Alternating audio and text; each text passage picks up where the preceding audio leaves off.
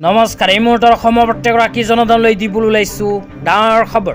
তো যিসকল মানুহে ভিডিঅ'টোত ক্লিক কৰিছে অনুগ্ৰহ কৰি ভিডিঅ'টো স্কিপ নকৰি প্ৰথমৰ পৰা শেষলৈ চাই থাকিব, কিয়নো এইটো ভিডিঅ'ৰ মাজত আত্মসহায়ক গোটৰ মহিলাসকলৰ পৰা আৰম্ভ কৰি জন্মৰ প্ৰমাণ পত্ৰলৈ কেইখনমান গুৰুত্বপূৰ্ণ খবৰ আপোনালোকক প্ৰদান কৰিম। অনুগ্ৰহ কৰি ভিডিঅ'টোত ক্লিক কৰিছে যদি ভিডিঅ'টো স্কিপ নকৰি প্ৰথমৰ পৰা শেষলৈ চাই থাকিব। লগতে মোৰ চেনেলত নতুন হলে প্লিজ চেনেলটো সাবস্ক্ৰাইব কৰি মোৰ লগত থাকিব আৰু ভিডিঅ'টো ভাল লাগিলে অনুগ্ৰহ কৰি শ্বেয়াৰ কৰি দিব। তলত থকা শ্বেয়াৰ অপশ্যনত ক্লিক কৰি ভিডিঅ'টো এতিয়াই শ্বেয়াৰ কৰি দিয়ক।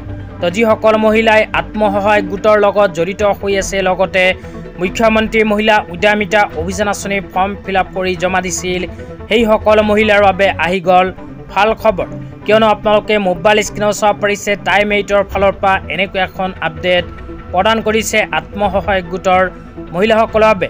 তো ইয়াতে লিখা আছে লাখপতি আঁচনিলৈ মুখ্যমন্ত্ৰীৰ বৃহৎ ঘোষণা।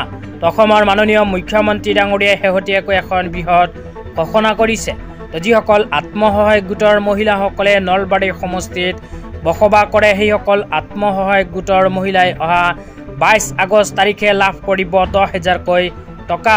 লগতে যিসকল আত্মসহায়ক গোটৰ মহিলাসকলে জাগিৰোড সমষ্টিত বসবাস কৰে, সেইসকল আত্মসহায়ক গোটৰ মহিলাই অহা 23 আগষ্ট তাৰিখে 10,000কৈ টকা লাভ কৰিব। তো ইয়াৰ উপৰিও মাৰ্ঘেৰিটা সমষ্টিত অসম চৰকাৰে মুখ্যমন্ত্ৰী মহিলা উদ্যমিতা অভিযান আঁচনি 10,000কৈ টকা অহা 24 আগষ্ট তাৰিখে প্ৰদান কৰিব। তো আপুনি ভিডিঅ'টো চাই আছে যদি আপুনি কোনখন সমষ্টিৰ পৰা চাই আছে নিশ্চয় এইটো ভিডিঅ'ৰ কমেণ্ট বক্সত কমেণ্ট কৰি জনাই দিব। তেতিয়া আপোনালোকক দিবলৈ ওলাইছোঁ আজিৰ দ্বিতীয়টো খুবেই গুৰুত্বপূৰ্ণ খবৰ। তো যিসকল মানুহৰ নাম ভোটাৰ তালিকাত অন্তৰ্ভুক্ত হৈ আছে, সেইসকল মানুহৰ বাবে ভেৰিফিকেশ্যনৰ বাবে আহি আছে অসমত SIR। তো আপোনালোকে SIR ভেৰিফিকেশ্যন যদি কৰিব বিচাৰে তেন্তে এইখন প্ৰমাণ পত্ৰৰ সহায়তে কৰিব পাৰিব জন্মৰ প্ৰমাণ পত্ৰৰ বাবে আবেদন। তো আপোনালোকৰ হাতত যদি এইবোৰ প্ৰমাণ পত্ৰ আছে তেন্তে জন্মৰ প্ৰমাণ পত্ৰ বনাব পাৰিব। তো কি প্ৰমাণ পত্ৰৰ প্ৰয়োজন হ'ব আপোনালোকক জনাই দিছোঁ।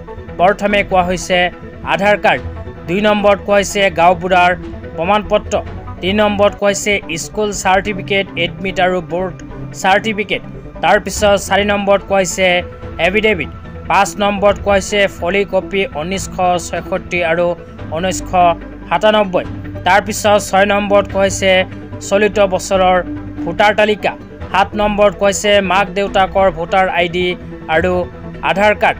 এইকেইখন প্ৰমাণ পত্ৰ যদি আপোনালোকৰ হাতত আছে তেন্তে বাৰ্থ চাৰ্টিফিকেটৰ বাবে কৰিব পাৰিব আবেদন। আজি ইমানেই। ভিডিঅ'টো চাই কেনে পালে নিশ্চয় কমেণ্ট কৰি জনাই দিব।